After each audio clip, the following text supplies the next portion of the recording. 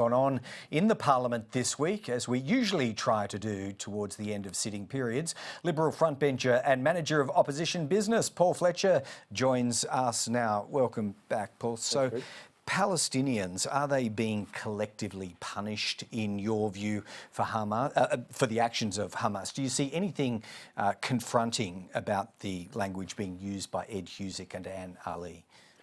Well, what we know is that there was a vicious terrorist attack in which we now know some 1,500 Israelis were killed, many of them unarmed men, women and children. What we also know is that Israel has a legitimate right to self-defence, and I was pleased to vote for a motion in the Parliament which affirmed that principle.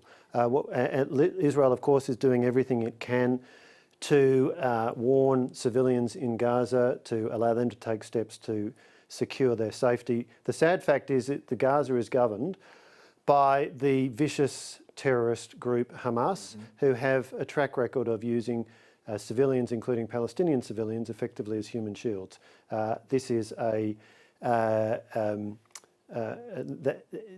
solution to this lies in the hands of Hamas, but I fear that we are not going to see them change their spots. Yeah, I'm sure it's more about decisions being made in the Middle East than on Australian foreign policy settings. But since you did give bipartisan support to that 16-point motion in the House, does that mean you endorse all aspects of the government's approach and language concerning this crisis? Look, the government has been clear, and we congratulate them on being clear on Israel's right to self-defence, and on our strong support as a nation for Israel, which is the only democracy in the Middle East. It's a country with which we have strong people-to-people ties. And just in the last few days, you know, my electorate of Bradfield has the second largest Jewish community in New South Wales. I attended a prayer service. Several synagogues across the North Shore came together for that, a very moving event. And at that event and subsequently, my constituents have been telling me stories of people known personally to them who've been killed, who've been abducted. This is very raw and very direct for a lot of people in our country. Are they raising, any of those constituents, since you mentioned them, raising concerns for their own safety, the level of protection, either around places of worship or places of education? Because that's obviously front of mind for ASIO and for the government right now. Yes, there is concern amongst my constituents about their safety. Sadly, many Jewish Australians right now feel a heightened sense of anxiety. We congratulate the government for the steps they have announced in terms of additional funding for security at places of worship. And of course, my constituents, whether they be Muslim constituents who worship at the Islamic Community Centre in Hornsby, who worship at the 4 synagogues in my electorate, of course the many churches, the Buddhist temple, the Sikh Gurudwara, all of them are entitled to safety and security. And I want to endorse what the Prime Minister said in that clip that you just ran. We are one of the world's most successful multi-ethnic, multicultural, multiracial nations. That is something that's been built with great effort by millions of people over many decades. We must protect that, and we must demonstrate tolerance and understanding to all the diverse ethnicities, races, religions in Australia. I think a lot of people are alive to that consideration at present. Peter Dutton suggested just at the end of question time that the Prime Minister might be well advised to consider going to Washington via Tel Aviv. What would be gained by that? Doesn't Benjamin Netanyahu have a lot on his plate right now? There are strong ties between Israel and Australia. Israel is facing a very difficult challenge at the moment, and it's very important that nations like Australia are expressing our clear and direct support for Israel. And so a visit from the Prime Minister to Israel, I think, would send that message in very clear, strong terms, and that's the reason why Peter Dutton, as Leader of the Opposition, has suggested it. Would it make any difference? It would, I think, be seen as a clear gesture of support.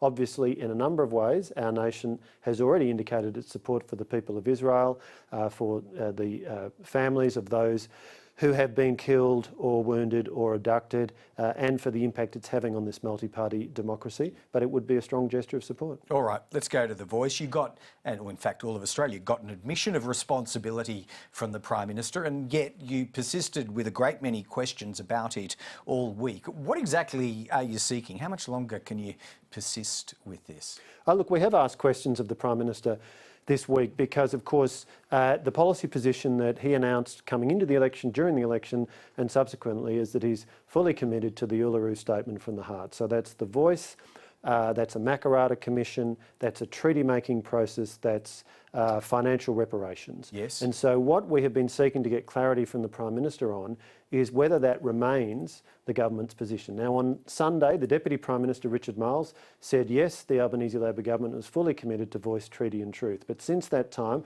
the Prime Minister's been walking away from it. His excuse, which is a pretty threadbare one, is he says, well, Indigenous leaders have declared a week of silence, so I want to wait until that's over. Well, I think he's also said time and consultation. What's wrong with that? Australians, I think, deserve to know what the Prime Minister's plan is and whether he remains committed to the multiple elements of what he said was in his agenda. So that's simply what we've been trying to find out. I'm trying to get the truth on behalf of the Australian people, as we have consistently done, in relation to The Voice and matters of Indigenous policy. One of the issues with The Voice is that there was a lack of willingness by the Prime Minister to provide the details. We sought to get the details from Australians. And again, we've been using question time to hold the government to account.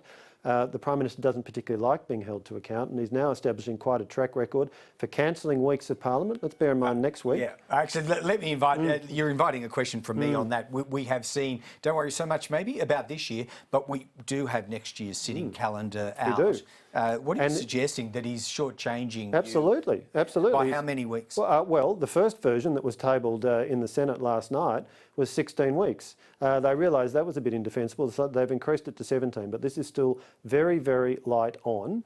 The average, if you take the last coalition government in the House of Representatives, excluding election years, which always have fewer sitting weeks, and excluding 2020 affected by COVID, 18.6 weeks was the average number across that time.